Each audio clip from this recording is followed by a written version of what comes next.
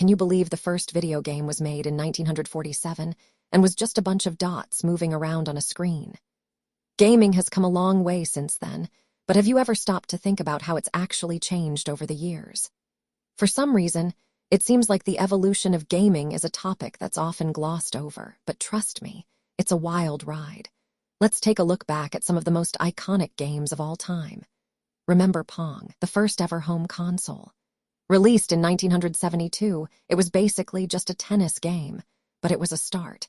People thought it was a novelty, but it paved the way for the rest of the industry.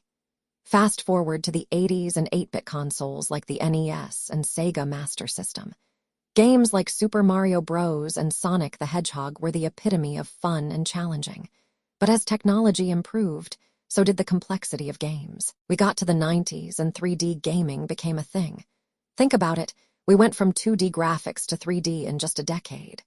The 2000s were a game changer, literally. We got console wars between Sony, Microsoft, and Nintendo, and games like Grand Theft Auto and Call of Duty became staples of the industry. But it wasn't just about the big names. Indie games like Minecraft and Braid were starting to make a name for themselves. Today, we've got Fortnite and other battle royale games taking the world by storm. It's crazy to think that these massive online games were made possible by the pioneers of the industry. So what's the takeaway from all this? Gaming has come a long way and it's still evolving. From simple, text-based games to complex, graphics-heavy experiences, the industry has adapted to keep up with technology and trends. So what's next? It's hard to say, but one thing's for sure, we'll be playing it on our phones, in our cars, and maybe even on our VR headsets. The possibilities are endless, and it's exciting to think about what the future holds.